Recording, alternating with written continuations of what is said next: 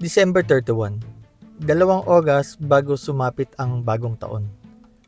Tinatamad si Pedro gumalaw, marahil dahil na rin sa nakasanayan niyang routine tuwing bisperas ng bagong taon. Sa halip na tumulong sa mga naghahanda sa pagsalubong ng bagong taon, mas pinili niyang mahiga sa kama at matulog. Linig sa kanyang kaalaman, ayon sa paniniwala ng marami, hindi raw ito isang magandang pamahiin.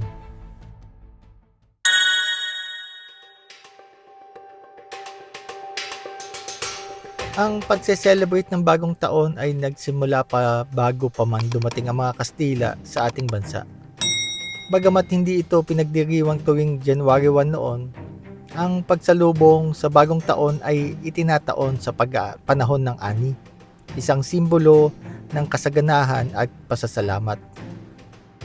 Sa pagdating ng Kastila sa Pilipinas, ipinakilala nila ang Gregorian calendar. Dito na rin nagsimulang salubungin ng mga Pilipino ang bagong taon tuwing January 1, kasabay ng kanilang relihiyosong tradisyon. Kasama ng pananakop ng Kastila at kalaunan ng Amerika, dumating rin ang mga pamahiin sa iba't ibang okasyon, kasama na ang bagong taon. At tulad ng kwento ko sa simula ng video, marami raw tayong hindi dapat gawin tuwing sinasalubong ang bagong taon.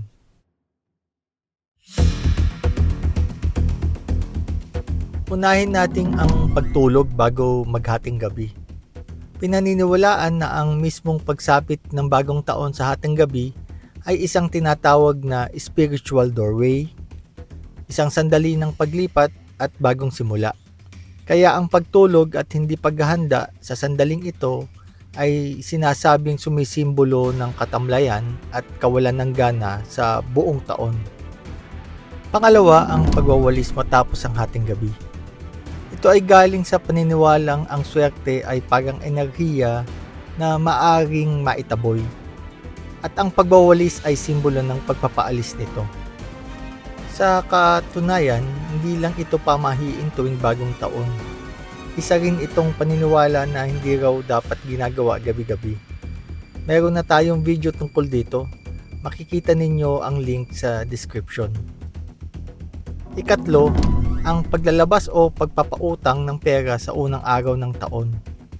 Nag-ugat ito sa Chinese beliefs na kapag naglabas ka ng pera sa unang araw ng taon, posibleng buong taong kang hirap sa pera.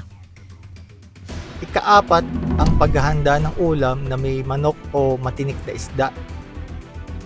Ang manok daw ay nagkakahig ng lupa, kaya nagmula ang kasabihang isang kahig, isang tupa, na sumisimbolo ng hirap at araw-araw na pakikipagsapalaran.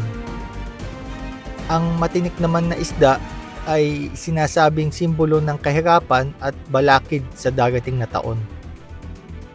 Kalima, ang walang laman na hapagkainan sa pagsapit ng bagong taon.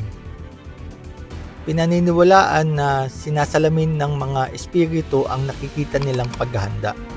Kaya kung walang laman ang mesa, sinasabing wala ring darating na kasaganahan sa buong taon. Kaya kahit kaunti, mainam daw na maghanda ng pagkain at ilagay sa hapagkainan.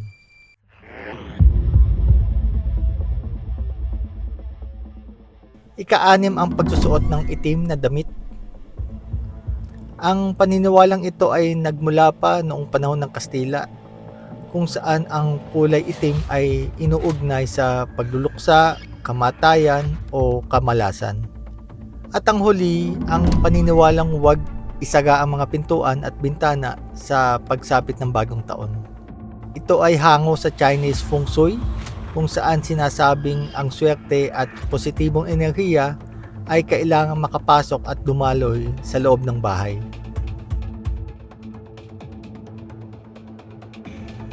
Ilan lamang ito sa mga napakaraming pamahiing sinusunod natin tuwing bagong taon. Ang mga paniniwalang ito ay bunga ng iba't ibang tradisyon mula sa panahon bago dumating ang mga Kastila hanggang sa impluwensya ng iba't ibang bansang tumira at nakasalamuha sa atin. Kung ako ang tatanungin nyo mga ka-factors, hindi ako naniniwala sa mga pamahiin ito eh. Ang madalas na sinasabi sa akin ng mga sumusunod ay wala naman mawawala kung susunod ka. Totoo, baka wala nga. Pero minsan sa sobrang pagsunod natin sa mga pamahiin, parang nalilimitahan na natin ang sarili nating buhay. Parang may ibang nagdidikta kung ano ang pwede at hindi pwedeng nating gawin. Sa huli, mas mainam pa ring maniwala tayo sa mga aral at utos na ibinigay sa atin ng Panginoon kaysa sa mga paniniwalang gawa-gawa lamang ng mga tao.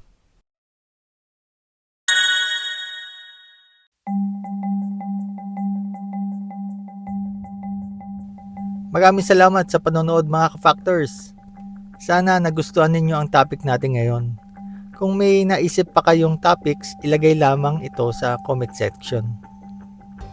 Huwag din kalimutan mag-like at mag-share. Malaking tulong ito sa YouTube algorithm o yung walang katapusang YouTube algorithm na yan.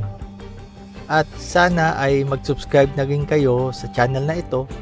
Tulungan nyo sana akong maabot ang pangarap kong maging isang sikat na YouTuber. Maraming salamat muli sa panonood mga ka-factors. God bless at maligayang bagong taon sa ating lahat.